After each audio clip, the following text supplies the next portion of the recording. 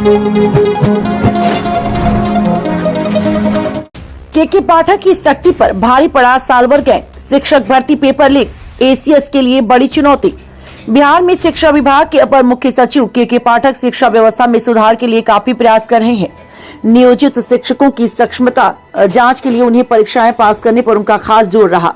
वहीं बीपीएससी के माध्यम से सरकारी शिक्षकों की नियुक्ति के लिए परीक्षाएं ली जा रही हैं, पर उनके मंसूबों पर साल्वर गैंग ने पानी फेर दिया। इस रिपोर्ट में जानिए पूरी बात। उससे पहले आपसे गुजारिश है, अगर आप चैनल पर नए हैं तो भी सब्सक्राइब कर लें।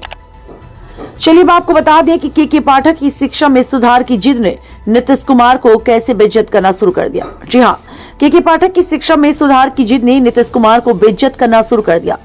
तीसरे चरण की शिक्षक नियुक्ति परीक्षा के प्रश्न पत्र लीक होने की घटना ने आरजेडी नेता तेजस्वी को नीतीश के खिलाफ बोलने का एक मौका दे दिया। वैसे तो देश भर में प्रतियोगी परीक्षाओं के प्रश्न पत्र लीक होने की घटनाएं आम हो गई हैं, लेकिन बिहार के संदर्भ में यह अधिक महत्वपूर्ण इसलिए हो जाता है कि यहाँ नौकरी बांटने की होड़ लगी है। आरजेडी के नेतृत्व में जब महागठबंधन की सरकार बनी तो बड़े पैमाने पर शिक्षकों की भर्ती की प्रक्रिया शुरू हुई। 2 लाख से अधिक शिक्षक बहाल भी हो गए। नियोजित शिक्षकों को राज्यकर्मी का दर्जा देने के लिए भी सक्षमता परीक्षाएं हो रही हैं। पहली परीक्षा के परिणाम भी आने वाले हैं। इस बीच बीपीएससी ने तीसरे चरण की परीक्षा का भी आयोजन किया। आश्चर्य तब हुआ जब तीसरे चरण में 87,709 पदों पर होने वाली शिक्षक बहाली में साल्वर गैंग ने सेंध लगा दी। गैंग ने झारखंड के हजारीबाग में परीक्षा देने वालों को प्रश्नोत्तरी रटाना शुरू ही किया था कि पुलिस ने दबिश देकर सारा खेल बिगाड़ दिया। शिक्षक बहाली की परीक्षाएं बीपीएससी से कराने की बात शिक्षा विभाग के अपर मुख्य सचिव के पाठक के दिमाग की उपज है। बीपीएससी अब तक 2 चरणों की परीक्षा ले चुका है। तीसरे चरण की परीक्षा 15 मार्च को 2 पालियों में हुई। हालांकि अभी तक इस बात की पुष्टि नहीं हो पाई कि अभ्यर्थियों के साथ साल्वर गैंग ने धोखाधड़ी की योजना बनाई थी या सच में प्रश्न पत्र पहले ही लीक हो गए थे। जांच के बाद ही यह स्पष्ट हो पाएगा। परीक्षा में शामिल होने के लिए लगभग 250-300 अभ्यर्थी बिहार आने वाले थे। हजारीबाग के एक होटल में शुक्रवार की सुबह ही इसका पता चला। बिहार पुलिस की आर्थिक अपराध इकाई झारखंड पुलिस की मदद से साल्वर गैंग को पकड़ा गया। आधिकारिक तौर पर इस बाबत कोई बयान तो नहीं आया, लेकिन परीक्षा रद्द करने की मांग उठने लगी।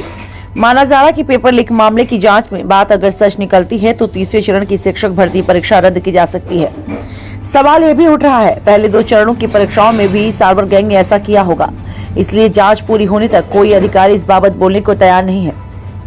माना जा रहा कि साल्वर गैंग ने अभ्यर्थियों को प्रश्न पत्र तो पहले ही उपलब्ध करा दिए थे, वे परीक्षा में सही जवाब लिख सकें, इसलिए उन्हें हजारीबाग बुलाकर वहां के 2 होटलों में उत्तर रटाए जा रहे थे। यह क्रम भांडा फूटने के 2 दिन पहले से चल रहा था। शुक्रवार को उन्हें परीक्षा में बैठने के लिए अपने अपने सेंटर पर पहुंचा था। पुलिस ने इनमें कुछ छात्रों और साल्वर गैंग के लोगों को पकड़ा। उन्हें पूछताछ के लिए पटना लाया गया।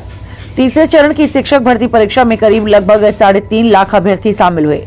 परीक्षा 2 पालियों में हुई। पहली पाली में लगभग 2.25 लाख और दूसरी पाली में 1.5 लाख से अधिक परीक्षार्थी परीक्षा में शामिल हुए।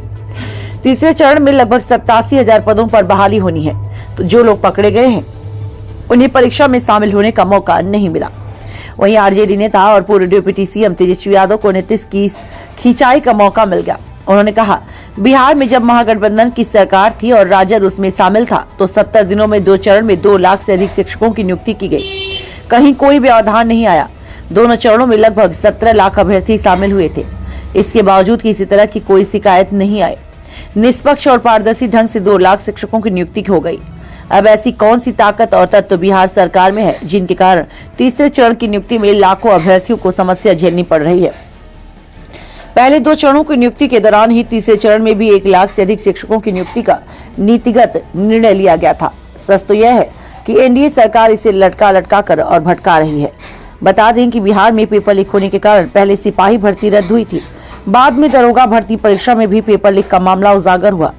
दरोगा भर्ती परीक्षा के प्रश्न पत्र लीक होने के मामले में मधुबनी की एक महिला परीक्षार्थी और उसके पति को पुलिस ने हिरासत में लिया। महिला अभ्यर्थी ने परीक्षा के दौरान मोबाइल के जरिए प्रश्न पत्र अपने पति के व्हाट्सएप पर भेजा था। पति ने प्रश्नों के जवाब में उसे भेजे। बात खुलते ही हड़कंप मच गया। पुलिस ने फौरन महिला अभ्यर्थी और उसके पति को गिरफ्तार कर लिया था।